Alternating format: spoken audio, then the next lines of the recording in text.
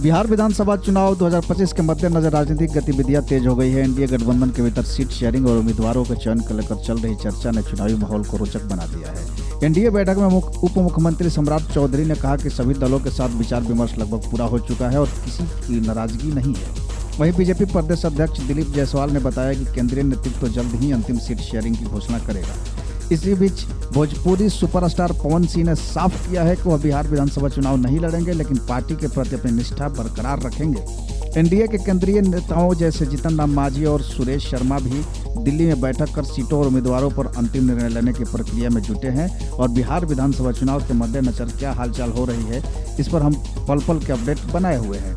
आपको बता दें कि माले ने मुकेश सहनी का समर्थन किया है और बोले कि सम्मान मिलना चाहिए। बिहार विधानसभा चुनाव 2025 को लेकर महागठबंधन में सीट बंटवारे की बातचीत अंतिम चरण में है और इस बीच भाकपा माले की उम्मीदवार की पहली सूची जारी कर अपनी स्थिति स्पष्ट कर दी। राष्ट्रीय महासचिव दीपांकर भट्टाचार्य ने कहा कि पार्टी ने 2020 की तुलना में अधिक सीटों पर चुनाव लड़ने का फैसला किया है ताकि महागठबंधन मजबूत बने।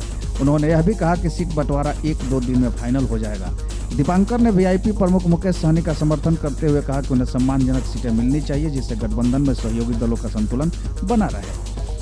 और इधर नड्डा के घर पर बीजेपी की कोर कमेटी की बैठक भी चल रही है और इसमें अमित शाह भी मौजूद है। आपको बता दें कि राजधानी दिल्ली में बीजेपी की कोर कमेटी का हम बैठक अध्यक्ष जेपी नड्डा के आवास पर जारी है और इस बैठक में खुद गृह मंत्री अमित शाह भी शामिल हैं। बिहार से जुड़े पार्टी के वरिष्ठ नेता भी बैठक में मौजूद है। इनमें विनोद तावड़े, दिलीप जायसवाल, राधा मोहन सिंह और सम्राट चौधरी जैसे नाम शामिल है। बैठक का मुख्य एजेंडा बिहार में एनडीए उम्मीदवारों की सीट शेयरिंग और आगामी विधानसभा चुनाव की रणनीति है। पार्टी के वरिष्ठ नेता सुरेश कुमार शर्मा ने बताया कि बिहार के सभी एनडीए उम्मीदवारों के नाम पर विस्तार से चर्चा की जाएगी और संभावना है कि ये नाम अगले 1-2 दिनों में घोषित किए जाएंगे। अब इसके बाद अगर हम बात करें चिराग पासवान की, तो दिल्ली से लोक जनशक्ति पार्टी रामविलास के अध्यक्ष चिराग पासवान ने अपने आवास से पार्टी कार्यालय के लिए रवाना हुए हैं, जहां से वे सीट शेयरिंग को लेकर अहम चर्चाओं में शामिल होंगे। चिराग पासवान ने मीडिया से बातचीत में कहा कि अब फिलहाल मेरे पास कहने के लिए कुछ नहीं है, सभी सीट शेयरिंग संबंधी घोषणाएं बाद में की जाएगी। और बिहार में क्या चल रहा है उस पर अगर हम बात करें तो बिहार के उप मुख्यमंत्री सम्राट चौधरी ने एनडीए की बैठक को लेकर कहा कि गठबंधन में सभी दलों के साथ चर्चा लगभग पूरी हो चुकी है। उन्होंने बताया पार्टी के अंदर विचार विमर्श जारी है और सभी मामले जल्द ही आपकी जानकारी में लाए जाएंगे। किसी को कोई नाराजगी नहीं है और सभी ने अपने अपने मुद्दे सामने रखने और सभी को खुश करने की बात कही जा रही है। पवन सिंह को लेकर के भी जो खबरें चल रही थी उसको लेकर के अपडेट ये है कि भोजपुरी स्टार पवन सिंह जो है उन्होंने विधानसभा चुनाव लड़ने का जो ऐलान कर रहे थे वो अब चुनाव नहीं लड़ेंगे।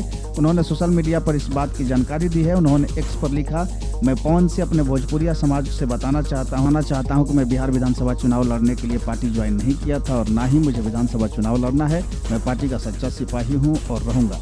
तो ये थी अब तक की लाइव अपडेट बिहार विधानसभा चुनाव से संबंधित और क्या चल रहा है बिहार विधानसभा चुनाव को लेकर के। उन तमाम खबरों को हम लेकर के आते रहेंगे। आप बने रहिए द बिग न्यूज़ 9 के साथ और देखते रहिए। नमस्कार।